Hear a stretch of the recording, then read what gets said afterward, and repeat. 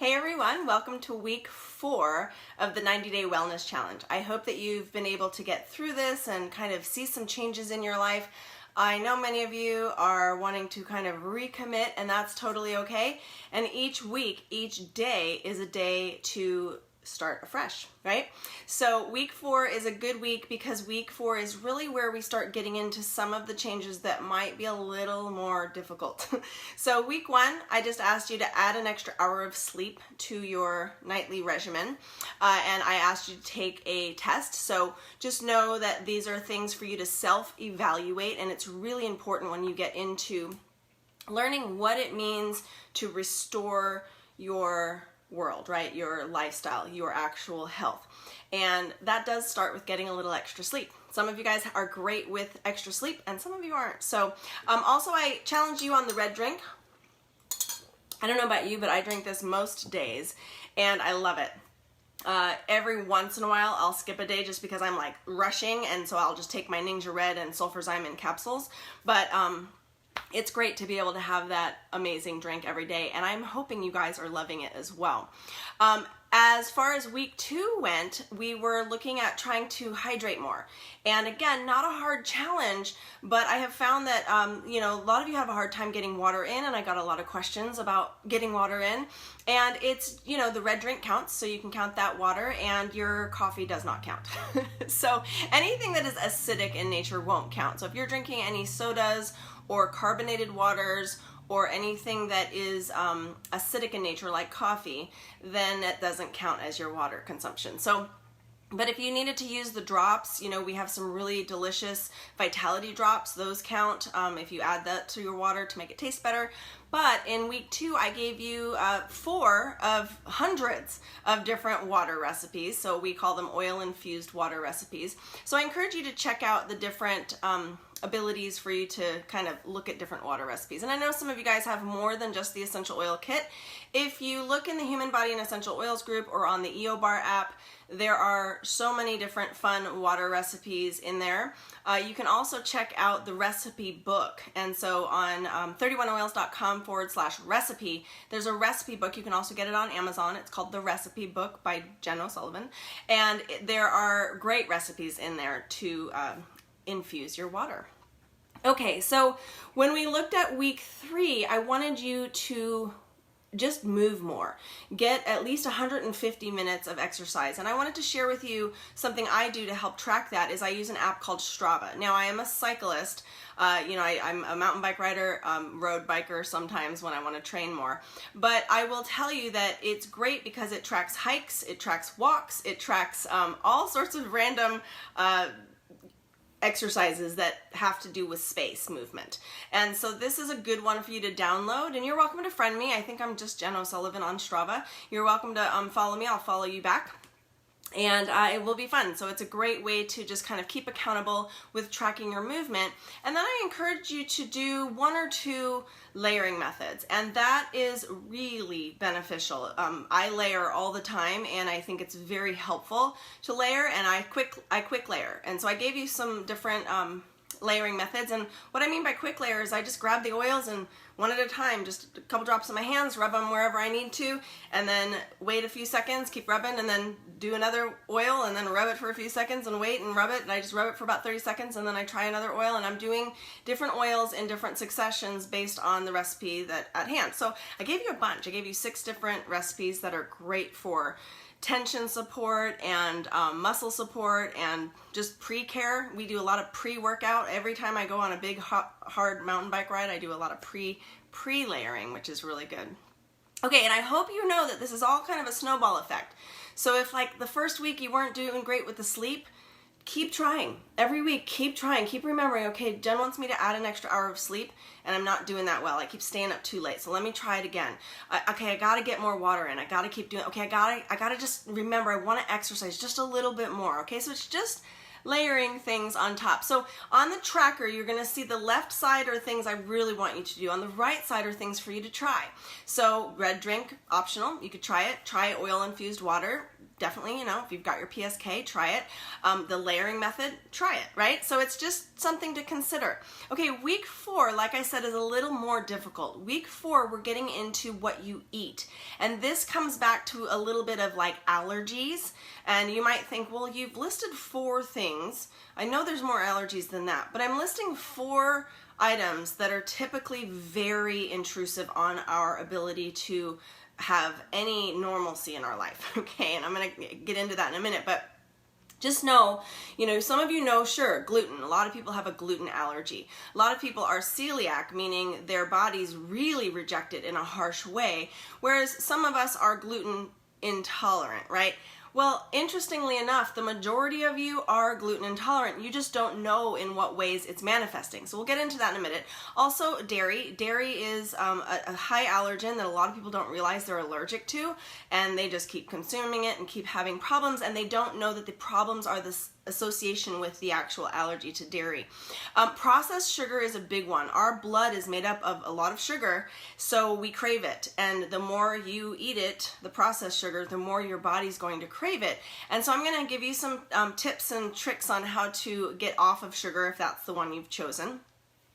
And last but not least, coffee. And some of you can throw tons of studies to me to show me why coffee is healthy for you, but I'm going to tell you why it is absolutely one of the worst things that you are consuming. I know, you're like, okay, I'm not watching her anymore. And that's okay. I want to encourage you to just stick with me for a minute here. Just kind of, put your preconceived notions or what you think you know aside for just a minute. And I want to share with you some stories of things, okay? So, number 1, I'm going to go over gluten because gluten is an interesting thing for me. For my entire life, I have had anger management issues. And what I mean by that is I remember even as a child, I remember early, I was 4 years old, and I remember sitting at my desk in my room, and I was coloring. I had a big sheet of paper, and I remember the landscape, the whole page was filled with crayon. And it was just this beautiful landscape with the house, and I mean, it was just a masterpiece, as much as a masterpiece of a 4-year-old can produce. But I had the sun, and it kept going because it was just in the corner of the paper on the upper left-hand side. And I was drawing my family members in, and we had a dog and a cat when I was little, and so I was drawing everything in, and I messed up on one area of the dog's tail. I messed up. It wasn't what I wanted. It didn't look right. And I freaked out. I went like this with the crayon all over the whole thing, and I annihilated it. I could feel the rage in my body that I had messed up, and I was so angry. And I crumpled the whole thing up, and I threw it down, and then I started bawling. Because I had realized in the same instant of destroying this masterpiece that I destroyed this masterpiece, and I was so sad that it was gone. And I was so angry, and I was just bawling. Okay, so I went from aggressive rage to just utter despair within seconds. Okay, that was a theme throughout my entire life. Literally, as I grew older, there was constant issues where I couldn't control my anger and I would destroy something. I've never hurt a person ever, but there was always a hole in the wall. I'm not kidding you. Every home I've ever lived in, there's been a hole in the wall, and it wasn't because of my aggressive husband. He's not. It was me. It was aggressive mom, right? Jen, who just, even as a college student, I remember just having these such aggressive feelings, like I would want to throw my computer out the window, and I almost did a few times, to the point of like, it's just too expensive, don't do it, Jen. It's that I want to throw, and I have thrown remotes across the room simply because the battery was dead. And I'm talking thrown it so hard that if somebody was standing there, they would have gotten very injured. Or if I had missed, or if it had ricocheted and hit the TV, there goes the TV. I mean, I'm talking anger. And other times where I would just cry incessantly. I remember going through a period of my life of just crying all the time and having broken blood vessels under my eyes here, and having to put a ton of makeup on because nothing else would cover it. Nobody in my life knew this. Nobody but my husband. Not a single person knew how emotional I was and how much I cried and how much I was angry all the time. And then my son, I think he was 5, noticed something in my eating habits. my sister asked me to go on a grain-free diet. This was years ago. This was about, I want to say 8 years ago, and 7 or 8 years ago. She wanted me to go on a grain-free diet, and I said fine. Like, I didn't know what that was. It was just a specific little weird diet that was out at the time, and like the next fad. And so I stopped. All it was you could eat protein and vegetables. That's it. Very limiting on the fruits, like just a little bit of berries or something. And I remember about a week in, my husband begging me to eat bread. He's like, "You're kind of a lunatic." And I'm like, "What are you talking about?" Like, he was like, "You're very aggressive, like exceptionally aggressive. Just eat some bread." Like, he noticed it. And I'm like, "Whatever, you're such an idiot," right? Again, it was like this like aggression. And I finally got through this diet. There was 2 weeks of it, and I was good. And then it was another 2 weeks of a little bit different change up, but still no wheat. I could have a little rice the third and fourth weeks. So I was a whole 30 days without gluten. And then the 30 days was up, and I'm like, okay, I'm done with that diet. I'm going to start eating again. And I started eating, normally. And my rage came back and my emotions came back. And again, I don't notice this because, you don't notice it when you're in it. And then, I went back on the diet the next month. So it was kind of like a month on and a month off, and a month on and a month off. And every time I did the month on, my body it healed more, and I was not aggressive anymore. I didn't have these big, huge pendulum swing emotional behavior issues. So one day I was standing in the kitchen, and Jacob asked me a pretty simple question, but it was one that bugged me. For whatever reason, it bothered me. And I got so angry at him. I remember holding on to the handles of the refrigerator, just like shaking. And I looked at him, and I'm like, "Jacob!" Right? Like total just psycho. And he looked at me, super calm. This is a 5-year-old. Looks at me, says, "Mama, did you eat bread?" I looked at him and I'm like, "What?" Like the total anger. And it kind of stopped me in my tracks because I looked and I'm like, I started kind of processing, and I thought, oh my goodness. So for the next year, I did a study on my own health. And this is where I encourage you on any one of these items, is do a study on how your body is responding. So what I did is I would go 30 days off, and then I would introduce one type of gluten, whether it was a sauce gluten for the next week, and that's all I would do, or I would introduce pasta, or I would introduce pizza, right? Something that was a different type of gluten, however it was produced. And I found that I had different emotional responses to different glutens, and I would experience them for a certain number of days. It was anywhere from 4 to up to 7 days of manic depressive behavior. I'm talking like, not really manic depressive, that's the wrong term. It would be more like a, bipolar, where I was crying one minute and just screaming at someone the next. When you see someone at a restaurant yelling at the waitress, like yelling at her or him, that was me. It still happens every once in a while, you guys, because if I get glutened, it's like I am all I can do to calm down.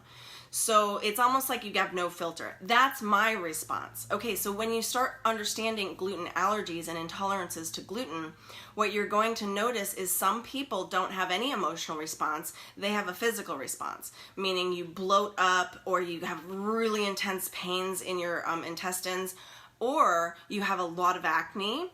Even as an adult, I've found that some women and men who go off gluten completely find that their acne clears up, right? There's all these interesting things with sleep, with the ability to breathe well, right? It starts to kind of mess with your entire system in different ways. So that's where doing what's called a moratorium, a food moratorium, meaning we're just going to stop for a certain amount of time. I encourage 30 days. I'm asking you to do it for the week, but I encourage you to pick one, because gluten is such a big thing for people that they don't realize. Most people are gluten intolerant. They just don't realize they are. So that's something to consider. And I'm not talking to any of you guys in different countries. The United States gluten industry, the United States wheat industry is completely bastardized. And what I mean by that is the gluten in wheat is not normal. It's not typical of any other country. So if I buy a pizza that was made in Italy, I can eat it and I have no problem. it's something that's very interesting. So we buy our flour from Italy. There's, things that you can do to get around it, in other countries as well. So typically, unless you are importing, unless you know that your country is importing something from the United States that has wheat in it, then you're going to have a problem. Okay, so this is really just to my United States friends. So that's one thing. The other thing, dairy. The people, think it's, well, dairy, really? Well, dairy, same like wheat, is in everything, right? Gluten and dairy are in so many products that we don't think about it. So all the creams and sauces that you have that usually have dairy in them, any yogurts that you're eating, any cheeses, like there's so much dairy, and we are highly addicted to it, just like we are highly addicted to gluten. And so why I talked about this being a food allergy is because you're going to have potential issues down the line if you continue to consume them.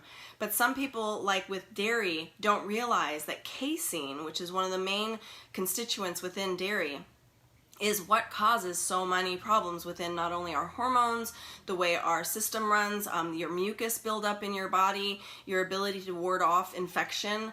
So I encourage you on dairy to consider removing it. Again, if it's something that you kind of want to pick one out of all of them, I'm just going to give you an idea of what you should consider. But dairy is very invasive for most of us. Most of us have a really hard time tolerating it. You might have irritable bowel syndrome. You might have issues just going to the bathroom in general. Dairy is a big thing to eliminate. Dairy is another thing that's going to increase the bacteria and fungus in your body. So there's that potential, as is processed sugar, right? So processed sugar and wheat, right? All of these produce excess breeding grounds for fungus and bacteria in your body. So this is something where I would just ask you to consider. Dairy, some of the things that people experience would be like achiness in their joints, same with wheat and same with processed sugar.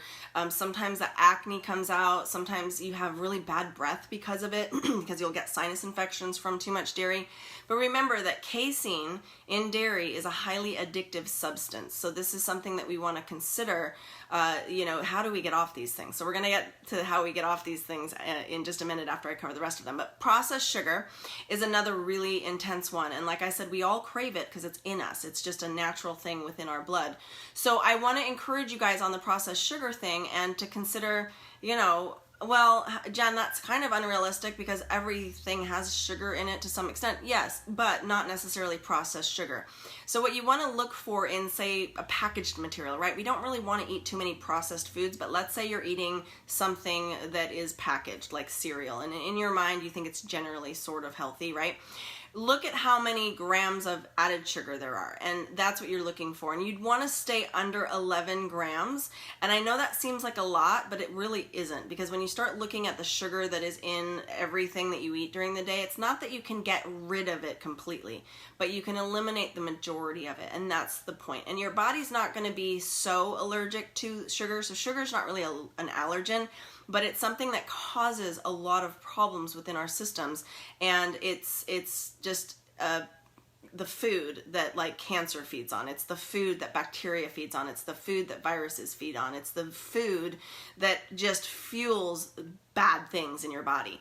So that's where I'm going to encourage you on that one. You can probably lose a good amount of weight if you just eliminate processed sugar. That's an interesting thing, right? Keep doing what you're doing. Don't change a thing. Just stop eating your nightly dessert. That's it. Or stop eating the candy bar that you tend to have at 2 o'clock in the afternoon, right? Think about your life and what you tend to snack on and the things that might have excess sugar in them. Just eliminate that, and you know what's going to happen is your metabolism's going to open up. You're going to start actually losing some weight. It's a very interesting thing about processed sugar. Okay, last but not least is coffee. Coffee, yes, I get it. I get most of you saying that it's not bad and that you can do good with it, but 90%, if not more, there's studies that show 99% of all coffee on the market today is highly laced, including, your decaf, is highly laced with chemicals, with pesticides and other things on those coffee, the coffee beans and the grinds that you're using. That's one major element. And so sure, you could say, well, Jen, I'm going to research this and I'm going to get the most clean, organic, farm coffee straight to me. I'm going to spend some good money on this good coffee, and it's just going to be, okay, I could possibly get on board with that. Okay, and this is where I've gotten into a discussion with an endocrinologist. So this was a guy who specialized in, this is so weird, right? He was a functional medicine doctor here in Irvine, and he specialized in endocrinology. Endocrinology is the study of your endocrine system, which is basically all of your hormones in your body. So, you know, he got onto the plane next to me and put his coffee down in front of where we were sitting, and he's wrestling around trying to move his bags, and all of a sudden he knocks his coffee over, and I'm like, you've got to be kidding me, right? So I see his coffee kind of like, he doesn't know it either. It's the cap still on, but now it's dripping down like the little area that's between us, and I'm like, it's totally coming towards my purse. So I just simply grab my purse and move it over. So that caused him to notice the spill, and that caused him to say, I'm so sorry, and it sparked a conversation. So I found out what he did for a living, and I thought that was really interesting, that here's an endocrinologist completely like frazzled, and I get it, we all get frazzled, you know, he was kind of running late to his plane, but he's got his coffee, right? And I'm thinking, that's probably why you're late, because if you didn't have to stop for your coffee, you wouldn't be frazzled right now. But I wanted to ask him, what's the most important thing? What's the most important thing with your patients when it comes to their health, you know? And he started getting into immune system function health, and, you know, sharing about the endocrine system and your hormones. And I looked at him and I said, well, what about that coffee that you're drinking? He says, well, that's actually really good because it's helping your energy levels, and it's, you know, helping, I don't know what he was saying, but I just kind of like nodded, because I've heard it all from you guys. You guys all scream at me with the don't take my coffee away. And so I just asked him, I said, you know, I'm just curious, if you need your coffee, does that mean you're addicted? And he said, well, I don't need it. And every coffee drinker says I don't need it. So if that's true, if you don't need it, then I want you to do 30 days off. And I want you to prove to me that you don't need it, because you are, my friend, highly addicted to this stuff, okay? Even if you're drinking decaf. So I said, okay, but do you know what it's really doing to your endocrine system? And he said, oh, I never really even thought of that correlation. And I said, well, think that through, right? When you wake up, what do you need? What part of your endocrine system works? And he said, well, there's a few different hormones that release and things that help wake you up, and like cortisol. Okay, what does cortisol do, right? I'm like, and he's like, well, yeah, it's your energy, and we're talking, right? We're having this really good conversation about just your endocrine system. And I said, okay, but if you're having coffee every morning and you're telling your body, I've got this, I'm going to use this fake energy, caffeine, instead of my body waking me up with cortisol, right, amongst other things, what's going to happen to my endocrine system? Is it going to take a vacation? Or, you know? And this was the interesting thing, because he was like, you know, it's an interesting concept. And I'm like, but I don't know that it's a concept, because you need that to wake up. I don't need a single stitch of caffeine to wake up. I don't even need an alarm to wake up. And he was like, what? I go, yeah, and I work a lot. And, you know, I stay up sometimes too late, but I still wake up. No problems. And I don't drink any coffee, and I don't need it to wake up. I need oxygen, I need water, I need sunlight, I need the natural things. And the moment you start introducing coffee into your system every day, you're basically telling your endocrine system to take a break, that I don't need you. So yes, that's part of the addiction, is that you need it, because without it, you just drag. Okay, well, let me tell you, it won't take too long for you to not drag anymore. So I encourage you on the coffee thing to do it for at least 30 days. I've challenged so many of you guys to do this, and I have people coming up to me at convention and other events that I come to speak, and you all tell me, I tried it, I was so angry with you, I just thought, you know, I'm going to prove her wrong. And I've yet to find somebody to prove me wrong. Not a single person has ever come up to me and said, you know, I went off coffee for 30 days and it did nothing. You know what I hear? I hear story after story of women coming up to me saying, Jen, that has changed my world. I have so much more sustained energy throughout the day just from getting off of coffee. I feel so much better. My endocrine system has opened up. I feel like my metabolism has opened up. Like things like that are just so yes, right? That's what we want. And it's hard. It's hard to do the things we don't want to do. But remember, successful people do the things unsuccessful people are unwilling to do. Did you catch that? Successful people are willing to do the things that unsuccessful people are not willing to do. So I just encourage you to pick one of these, right? Pick coffee, pick dairy, pick gluten or processed sugar. Don't do all four. It's going to be too overwhelming. Do one this week. And if you feel like, wow, that was life-changing, keep going with it, right? And maybe in a week or two, try another one. Try taking out another one. Maybe you do one every 30 days. But remember, these four are the four that are doing the most damage to your system. Coffee, dairy, gluten, and processed sugar, okay? So I've given you some different capsules to try, and making capsules is really fun as far as just getting a veggie capsule, opening it up, dripping a couple drops of different essential oils in there from the Vitality line, adding carrier oil. Don't forget to do that or you might get a little bit of an upset tummy. And that's only because it's sensitive inside, and so without carrier oil, you might get a little bit of a dermal response, meaning it's a little bit painful. It feels a little bit like heartburn if, let's say, you put too much digize in a capsule and took it alone.